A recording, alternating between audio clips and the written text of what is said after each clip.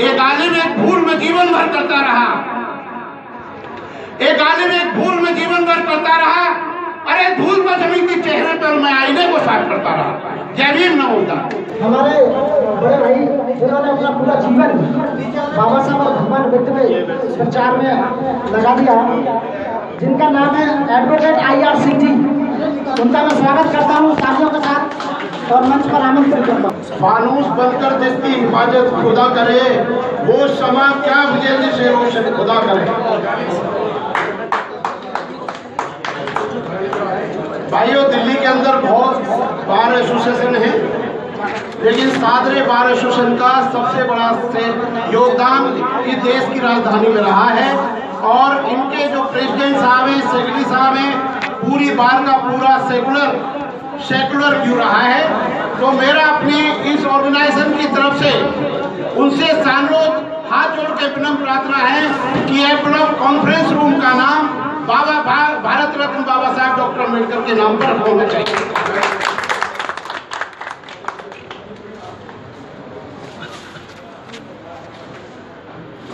जब हम बाबा साहब डॉक्टर अम्बेडकर की बात करते हैं तो एक ऐसे महापुरुष की बात करते हैं कि जिन्होंने इस देश के पूरे इतिहास को बदल दिया।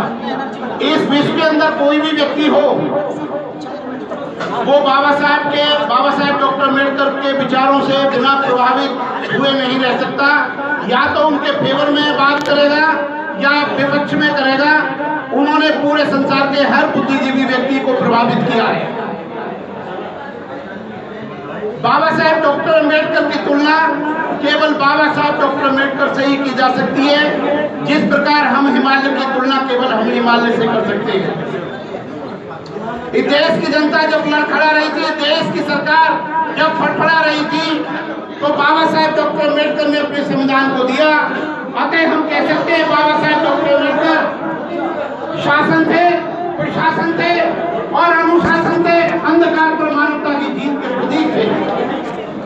एक शायर का शेर मुझे याद आता है, अरे धोखे की मोहब्बत से दावत बेहतर है, धोखे की मोहब्बत से दावत बेहतर है और 100 बार की गुलामी से बगावत बेहतर है।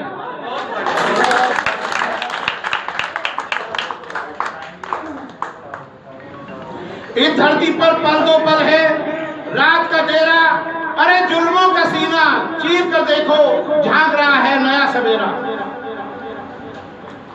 मेरे अधिवक्तागण बंधुओं, जब तथागत बुद्ध का नाम लिया जाता है तो समुद्र में उठने वाली लहरें भी रुक जाया करती हैं। कोविड-19 की बीमारी को केवल आपकी विल पावर से रोका जा सकता है। और मैं आपको एक एग्जाम्पल देना चाहूंगा। एक सोशल वर्कर था, वो सोशल वर्कर इसमें एक मजदूर का काम इसमें जू में करता था। दिल्ली के चिड़ियाघर में उसको इतने जहरीले नाग ने काट खाया। वैसे में एक DTC की बस में गया और ऑल इंडिया मेडिकल से अपना इलाज करवाया। तो डॉक्टरों ने कहा कि ये जहर इतना था कि आदमी वहीं मर जाता, लेकिन इसकी विल पावर इतनी मजबूत है कि इसका जहर भी कुछ नहीं बिगाड़ पाया।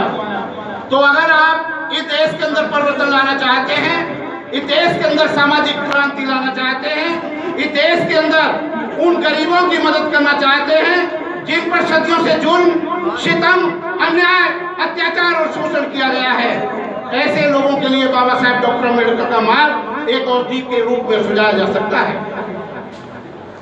बाबा साहब किसी भी महापुरुष को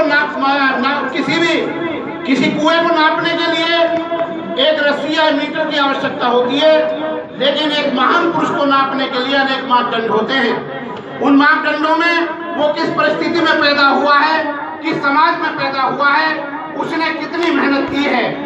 इसी बात को लेते हुए बाबा साहब ने एक बार कहा था, अरे मैंने पूरे जीवन भर परिश्रम किया है, श्रम किया है, लेकिन मुझे कोई फल प्राप्त नहीं हुआ। पृथ्वी विस्तीर्ण है, समय अनंत है, एक दिन अवश्य कोई पैदा होगा जो मेरी शब्दों की कद्र करेगा। इस प्रोग्राम के थ्रू, इस प्रोग्राम के द्वारा शायद हम बाबा साहब को जो पुष्पांजलि अर्पित कर रहे हैं, ये उनके महान कार्यों को याद करने के लिए है। एक अभी जो रिसर्च प्रेजेंटली आई है, उस रिजल्ट में पाया गया है कि जो किसानों का आंदोलन बहुत सालों से यहाँ पे चल रहा है, देश के अंदर जो सबसे ज्यादा सख्त कामयाब उसके पीछे सोशल साइंटिस्टों ने खोज के सिर्फ ये बताया है, अरे गांव के जो गरीब लोगों को, लड़कों को तुम उनके घोड़ी पे नहीं चढ़ने देते, शादी के वक्त उनको सम्मान नहीं देते, उनकी लड़कियों का सम्मान नहीं करते, तो कोई भी देश का सामाजिक क्रांतिकारी आंदोलन बिना दलितों की मदद के कभी भी देश में या किसी राज्य में या सेंट्रल गवर्नमेंट में कभी कामयाब नहीं हो सकता। जिस प्रकार हिमालय से गिरने वाली धाराओं को दुनिया की कोई भी ताकत समुद्र में मिलने से नहीं रोक सकती, उसी प्रकार बहुजन समाज का, दलितों का, गरीबों का विकास इस देश में कोई भी दुनिया की ताकत नहीं रोक सकती है। दलितों के विकास को, दलितों के पर होने वाले अत्याचार को केवल जुनून के द्वारा रोका जा सकता है, और जुनून वो लोग पैदा कर सकते हैं जो स्वयं जुनूनी होते हैं। आप जानते हैं कि केवल लोहे की ठंडे लोहे से गर्म लोहा नहीं जोड़ सकता। केवल सामाजिक क्रांति के लिए आप लोगों को दिन रात परिश्रम करना पड़ेगा। 365 दिन में से 363 दिन आपको मेहनत करनी पड़ेगी। और मुझे एक कवि की लाइन आती है, अरे जुल्मों का बीज हम बोने नहीं देंगे, जुल्मों का बीज हम बोने नहीं देंगे, अपने भारत को आग हम लगने नहीं देंगे। ए वतन तेरी खुशियों की कसम, तेरे दामन पे दाग हम लगने नहीं देंगे। रूस में एक एक्सपेरिमेंट करा गया, और रूस के एक्सपेरिमेंट में एक उबलते हुए पानी में एक जीवित मेढक को रखा, तो मेढक कूदकर एक साथ दूसरी तरफ चला गया।